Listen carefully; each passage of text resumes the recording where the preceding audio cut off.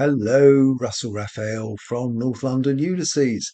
We're really beginning to make some good headway through the book now. We finished episode 13. We're about to begin episode 14 in the pub. Now, anyone that knows anything about Ulysses, there might be a sharp intake of breath at the mere mention of episode 14, the chapter that Joyce suggested to Lenati and then to Gilbert and others might be called Oxen of the Sun. Because Oxen of the Sun, even in a book generally regarded as tricky, I think a lot of people would mark this one out as the trickiest of all. But fear not, we are two bits of good news. One, you've got me to help you understand it, he says with a whole bunch of false modesty. And but secondly, I don't have to do it today. Today I'm going to read, so I can postpone my task of analysing until the next video. Phew. But today we are going to read, and we're going to be reading in the Gabler this time. And in the Gabler, it's on page 314. In the Penguin, it's on page 499. And if you're following on an online version, Project Guttenberg or something like that, you search the glorious words of Deshil, Holles, Eamus. That's Deshil, Holles, Holles, Eamus, Eamus, and that will get you where you need to be. So I don't think I'm going to do any analytical stuff today. I'll leave that till next time, and I'm just going to start reading. I think because of how dense this episode is, it's about I don't know, 40, 50 pages, depending what edition you're in. But we're going to do it in 4 goes. This will be go number 1. So I'll read circa 10, 12 pages, something like that. Okay, if we're ready, let's go. Deshil, Holles, Eamus. Deshil, Holles, Eamus. Deshil, Holles, Eamus. Send us, bright one, light one, hawhorn, quickening and womb fruit. Send us, bright one, light one, hawhorn, quickening and womb fruit. Send us, bright one, light one, hawhorn, quickening and womb fruit. Hoopsa, boy, hoopsa. Hoopsa, boy, hoopsa. Hoopsa, boy, hoopsa. Universally, that person's acumen is esteemed very little perceptive concerning whatsoever matters are being held as most profitably by mortals, with sapience endowed to be studied, who is ignorant of that which the most in doctrine erudite, and certainly by reason of that in them high mind's ornament, deserving of veneration, constantly maintain, when by general consent they affirm that other circumstances being equal, and by no exterior splendour, is the prosperity of a nation more efficaciously asserted than by the measure of how far forward may have progressed the tribute of its solicitude for that proliferant continuance which of evils the original, if it be absent when fortunately present, constitutes the certain sign of omnipotent nature's incorrupted benefaction. For who is there who anything of some significance has apprehended, but is conscious that that exterior splendour may be the service of downward trending lutulant reality, or, on the contrary, anyone so is there illuminated as not to perceive that as no nature's boon can contend against the bounty of increase, so it behoves every most just citizen to become the exhortator and admonisher of his semblances, and to tremble lest what had in the past been by the nation excellently commenced might be in the future not with similar excellence accomplished, if an everescent habit shall have been gradually traduced the honourable by ancestors transmitted customs to that thither of profundity that one was audacious excessively, who would have the hardihood to rise, affirming that no more odious offence can for any one be that to oblivious neglect to consign that evangel simultaneously command and promise, which on all mortals with prophecy or abundance, or with diminutions menace, that exalted of reiteratedly procreating function ever irrevocably enjoined. It is not why, therefore, we shall wonder if, as the best historians relate among the Celts, who nothing was not in its nature admirable admired, the art of medicine shall have been highly honoured, not to speak of hostels, leper yards, sweating chambers, plague graves. Their greatest doctors, the O'Shiels, the O'Hickeys, the O'Lees, have sedulously set down the diverse methods by which the sick and the relapsed found again health, whether the malady had been the trembling, withering, or loose boycanal flux.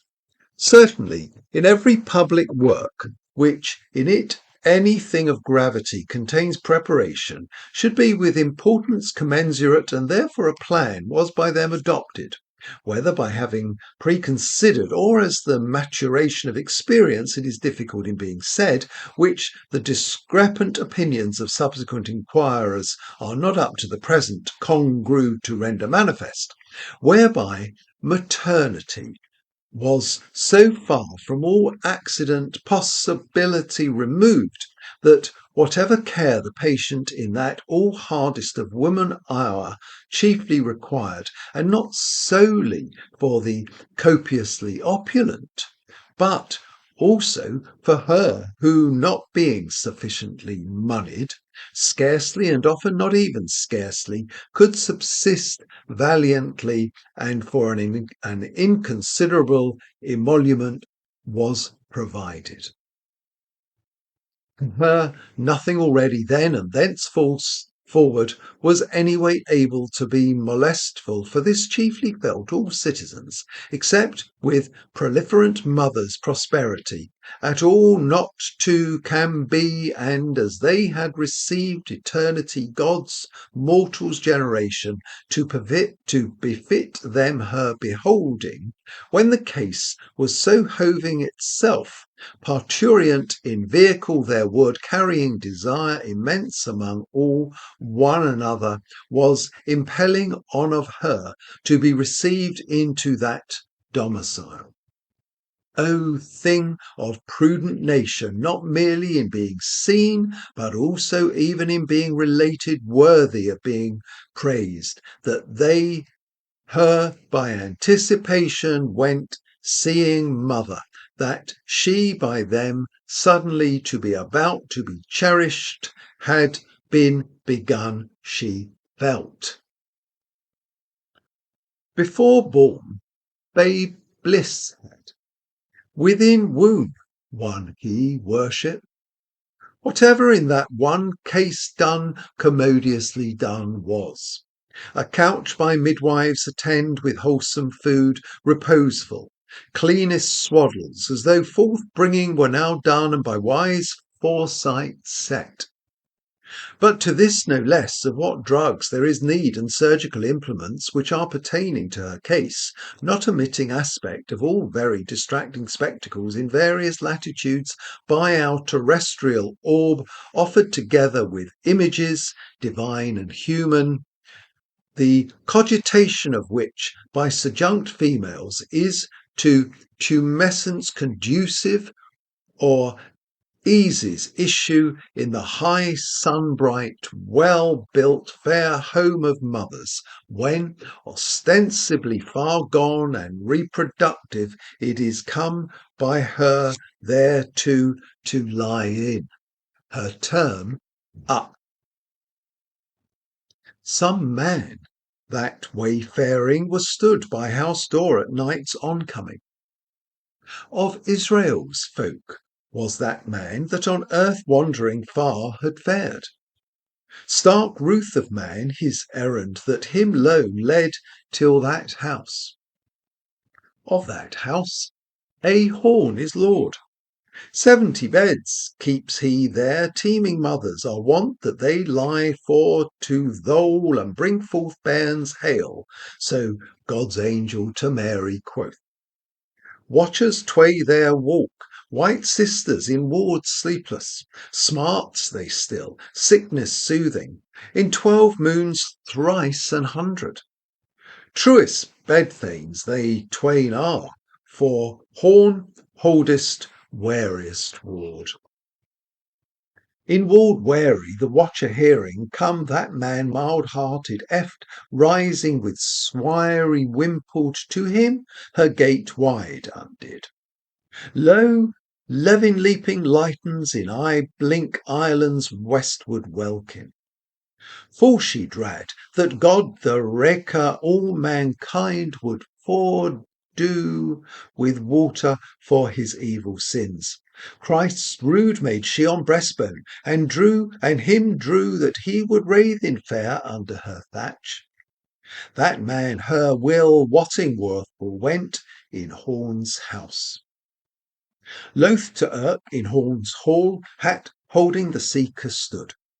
On her stow he ere was living with dear wife and lovesome daughter, that then over land and sea floor 9 years had long outwandered. Once her in Townhithe meeting, he to her bow had not doffed. He her to forgive now he craved, with good ground of her allowed that of him, swift seen face, hers so young then had looked. Light swift her eyes kindled, bloom of blushes his word winning. As her eyes then ongot his weeds, stark therefore sorrow she feared. Glad after she was that e'er a dread was. Her he asked if Herr Doctor tidings sent from far coast, and she with gramful sigh him answered that Herr Doctor in heaven was. Sad was the man that word to hear, that him so heavied in bowels ruthful. All she there told him, ruing death for friend so young. All gates saw unwilling God's right wiseness to withsay. She said that he had a fair sweet death through God his goodness, with mass priests to be shriven, holy housel and sick men's oil to his limbs. The man then right earnest asked the nun of which death the dead man was died, and the nun answered him and said that he was died in Mona Island through Bellycrab 3 year agone, com Childermas, and she prayed to God the All-Ruthful to have his dear soul in his undeathliness. He heard her sad words, in held hat sad staring. So stood they there both a while in one hope, sorrowing, one with another, with other. Therefore every man, look to that last end that is thy death, and the dust that grippeth on every man that is born of woman. For as he came naked forth From his mother's womb so naked shall he wend him at the last, for to go as he came. The man that was come into the house then spoke to the nursing woman, and he asked her how it fared with the woman that lay there in childbed. The nursing woman answered him and said that that woman was in throes now full 3 days, and that it would be a hard birth unneth to bear, but that now in a little it would be. She said there too that she had seen many births of women, but never was none so hard and as was that woman's birth. Then she set it all forth to him, for because she knew the man that time had lived nigh that house. The man hearkened to her words, for he felt with wonder woman's woe in the travail that they have of motherhood, and he wondered to look on her face, that was a fair face for any man to see, but yet she was left after long years a handmaid. 9-12 blood flows, chiding her childless. And whiles they spake, the door of the castle was opened, and there nigh them a mickle noise, as of many that sat there at meat. And there came against the place as they stood a young learning knight, yclept Dixon. And the traveller Leopold was couth to him sithen it had happed that they had ado with each other in the house of Misericorde, where this learning knight lay by cause the traveller Leopold came there to be healed, for he was sore wounded in his breast by a spear wherewith a horrible and dreadful dragon was smitten him, for which he did do make a salve of volatile salt and chrism, as much as he might suffice. And he said now that he should go into that castle for to make merry with them that were there. And the traveller Leopold said that he should go otherwhither, for he was a man of cautels and a subtle. Also the lady was of his avis, and repraved the learning knight, though she trowed well that the traveller had said thing that was false for his subtlety. But the learning knight would not say nay, nor do her mandament, nay, have him in aught contrarious to his list. And he said how it was a marvellous castle. And the traveller Leopold went into the castle for to rest him for a space, being sore of limb after many marches environing in divers lands, and sometimes venery. And in the castle was set a board that was of the birchwood of Finlandy, and it was upheld by 4 dwarfmen of that country, but they durst not move more for enchantment. And on this board were frightful swords and knives that were made in a great cavern by swinking demons out of white flames that they fix then in the horns of buffaloes and stags that there abound marvellously. And there were vessels that are wrought by magic of Mahound out of sea sand and the air by a warlock with his breath that he blazes into them like to bubbles. And full fair cheer and rich was on the board, that no wight could devise a fuller nay richer. And there was a vat of silver that was moved by craft to open, in the which lay strange fishes withouten heads, though misbelieving men nigh that this be possible thing, without they see it, natheless they are so. And these fishes lie in an oily water brought there from Portugal land, because of the fatness that therein is like to the juices of the olive press. And also it was a marvel to see in that castle how by magic they make a compass out of fecund wheat kidneys out of Chaldee, that by aid of certain angry spirits they do into it swells up wondrously, like to a vast mountain. And they teach the serpents there to entwine themselves up on long sticks out of the ground, and of the scales of these serpents they brew out a brewage like to mead. And the learning knight let pour for Child Leopold a draught, and help thereto the while all they that were there drank every each. And Child Leopold did up his beaver for to pleasure him, and took a pertly somewhat in amity, for he never drank no manner of mead, which he then put by, and anon full privily he voided the more part in his neighbour glass, and his neighbour nist not of this while. And he sat down in that castle with them for to rest him there a while. Thanked be Almighty God. This meanwhile the good sister stood by the door, and begged them at the reverence of Jesu our alter liege Lord to leave their wassailing, for there was above one quick with child, a gentle dame whom time hied fast. Sir Leopold heard on the up floor cry on high, and he wondered what cry that it was, whether of child or of woman, or and I marvel, said he, that it be not come or now. Meseems it dureth over long.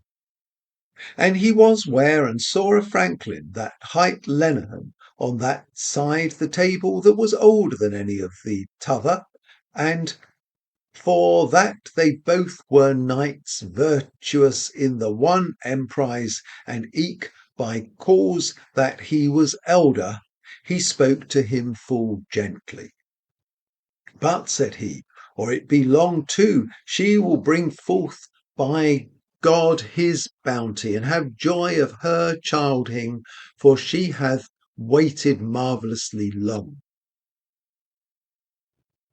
And the franklin that had drunken said, expecting each moment to be her next.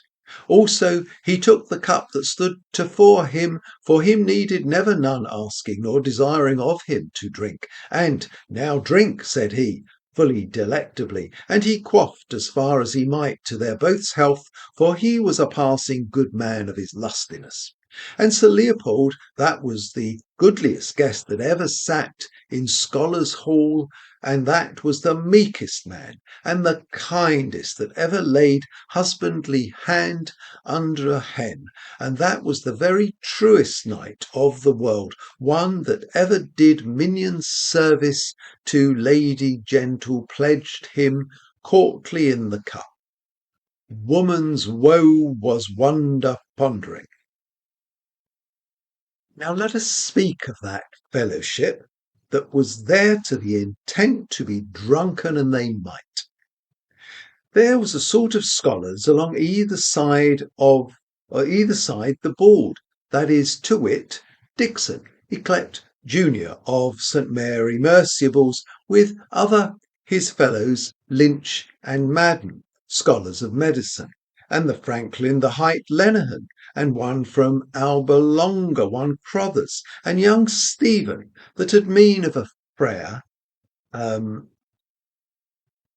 was at head of the board, and Costello, that men clepen Punch Costello, all long of a mastery of him ere while guested, and of all of them reserved young Stephen. He was the most drunken that demanded still of more mead, and beside the meek, Sir Leopold.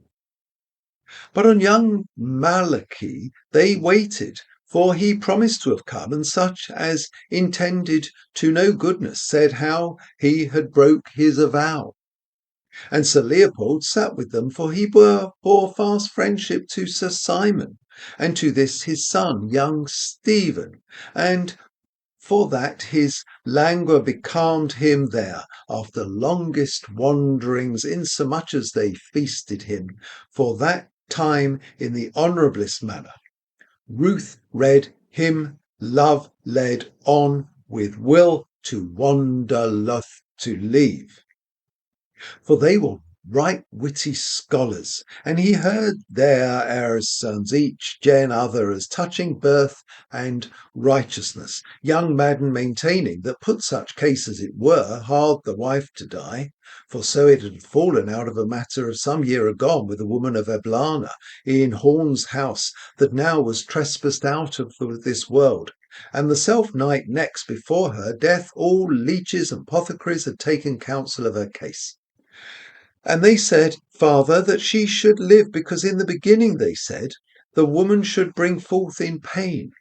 And wherefore they that were of this imagination affirmed how young Madden had said truth, for he had conscience to let her die.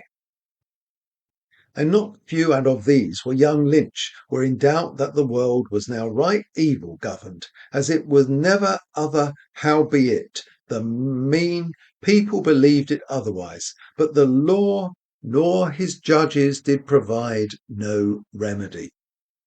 A redress God grant. That was scant said, but all cried with one acclaims, nay, by our Virgin Mother the wife should live and the babe should die. In colour whereof they waxed hot upon that head, with which what with argument and what for their drinking, but the Franklin Lenehan was prompt each when to pour them ale, so that at the least way mirth might not lack. Then young Madden showed all the whole affair, and said how that she was dead, and how for holy religion's sake, by rede of palmer and beadsman, and for a vow he had made to Saint Altan of Abracan, her good man husband would not let her death, whereby they were all wondrous grieved. To whom young Stephen had these words following: Murmur, sirs, is eke oft among lay folk. Both babe and parent now glorify their Maker, the one in limbo gloom, the other in purge fire. But gramercy, what of those God-possible souls that we nightly impossibilize? Which is the sin against the Holy Ghost, very God, Lord and giver of life?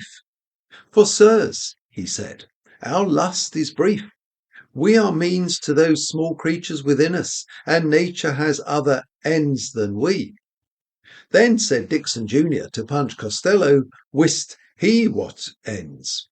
But he had overmuch drunken, and the best word he could have of him was that he would ever dishonest a woman, whoso she were of wife or maid or leman, if it so fortuned him to be delivered of his spleen of lusty head.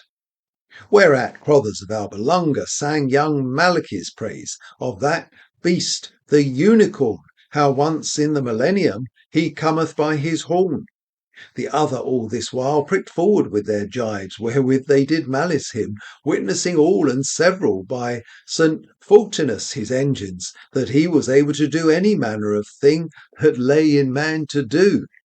Thereat laughed they all right jocundly, only young Stephen and Sir Leopold, which never durst laugh too open, by reason of a strange humour which he would not bewray, and also for that he rued for her that bare who she might be or wheresoever.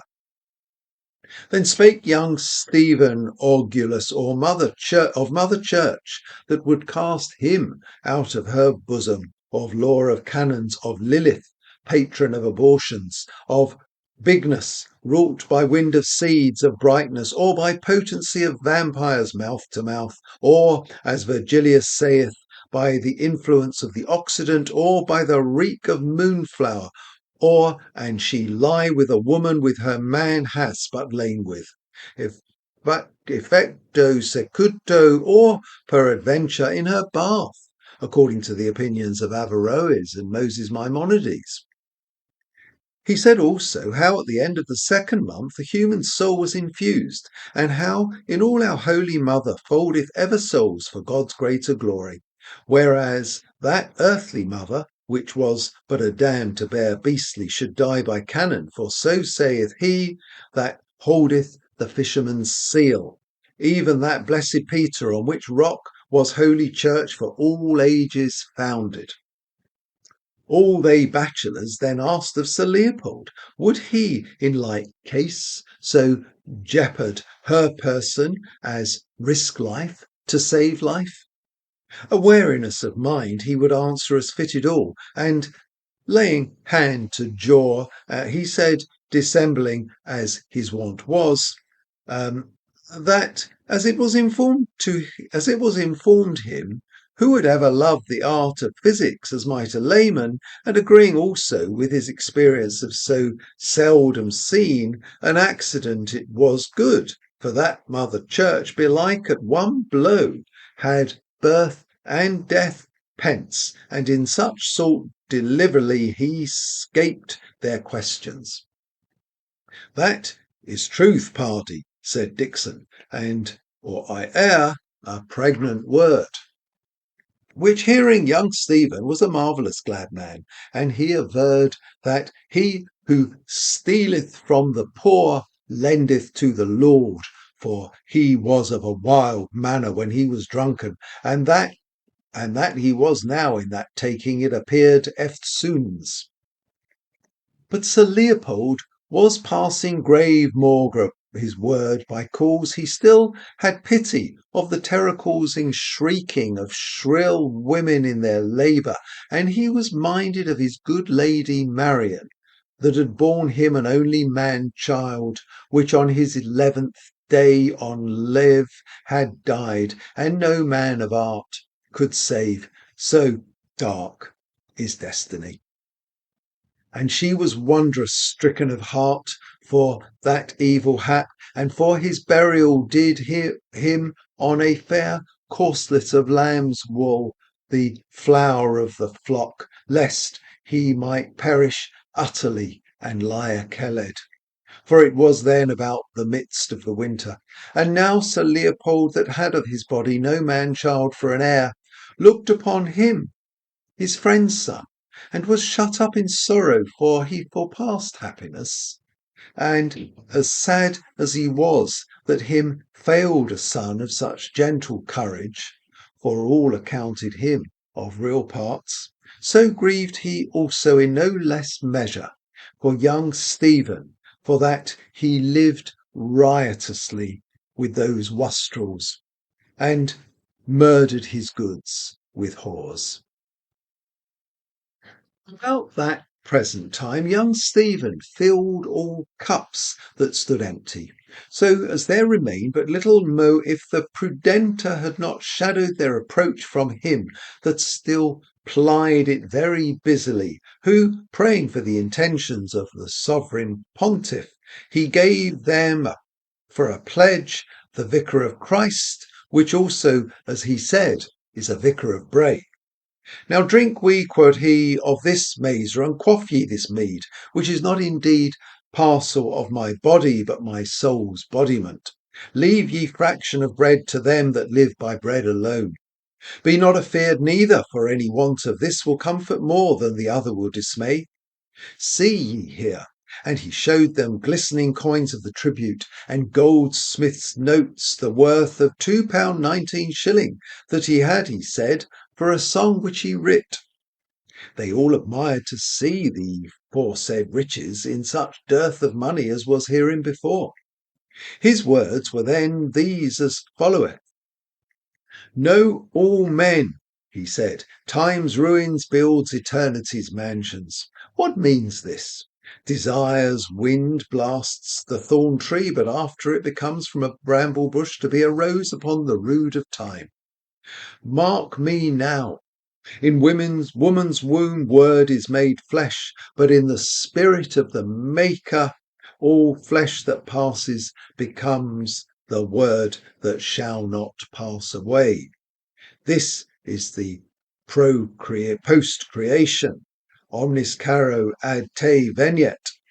No question, but her name is Puissant, who haven't tried the dear course of our Agambire, healer and herd.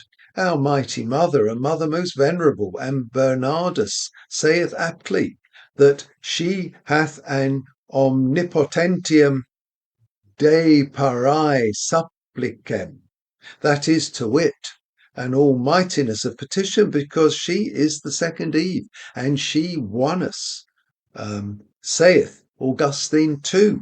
Whereas that other, our grandam, which we are linked up with by successive anastomosis of navel cords, sold us all seed, breed, and generation for a penny pippin.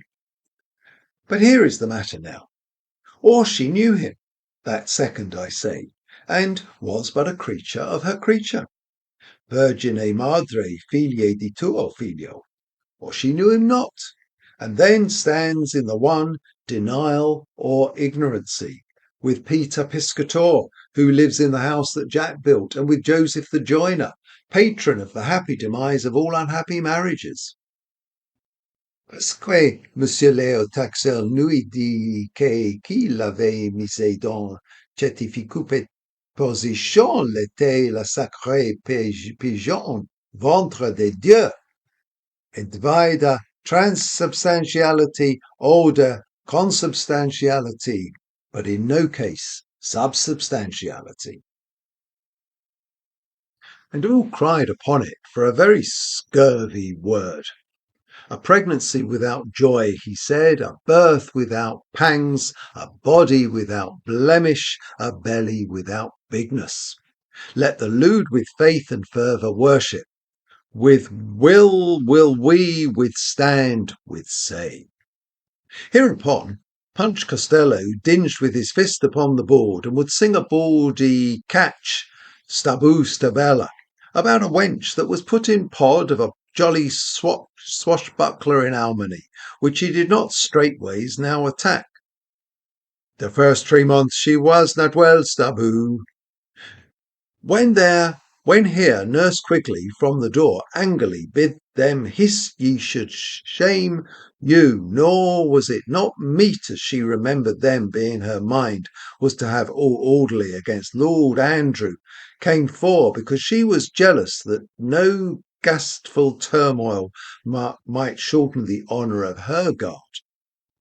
It was an ancient and a sad matron, of a sedate look and Christian walking, in habit done, beseeming her megrims and wrinkled visage. Nor did her hortative want of it effect, for incontinently Punch Costello was of them all embraded, and they reclaimed the churl with civil rudeness some, and shaped him with menace of blandishment others, whiles they chode with him a murrain.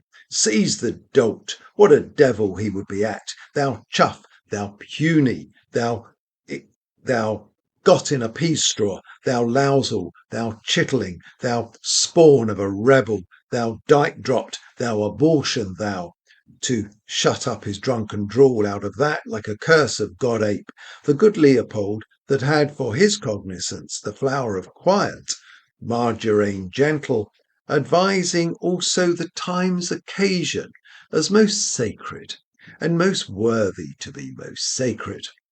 In Horn's house rest should reign. And there are Paul's this week. That was where we got to in the pub. I'm sure you'll be quite relieved that I have paused. So, not an easy passage at all. I do remember, and I've been doing this now for many years, but the very first time I read the book publicly with a group that by this point had dwindled to about 6 people, and we were sat there in the pub and we got to this episode, and it was quite clear that I was reading the words, but I really didn't have a clue what they meant or what I was saying. And we all had this unspoken pact that we are just going to slog our way through this episode Never mind that we couldn't understand it because we needed to get to the next one and eventually to the end of the book. And so we could say, we've read Ulysses. But I'm pleased to say a lot of water has flowed under the bridge since that. It just probably around COVID time, I guess it was. And now I've got a reasonable understanding of the episode, and I hope to be able to help you. And I will in the analytical video that will follow this and will cover the pages we've just read. So that's it from me, Russell Raphael, North London Ulysses. See you next time. Bye.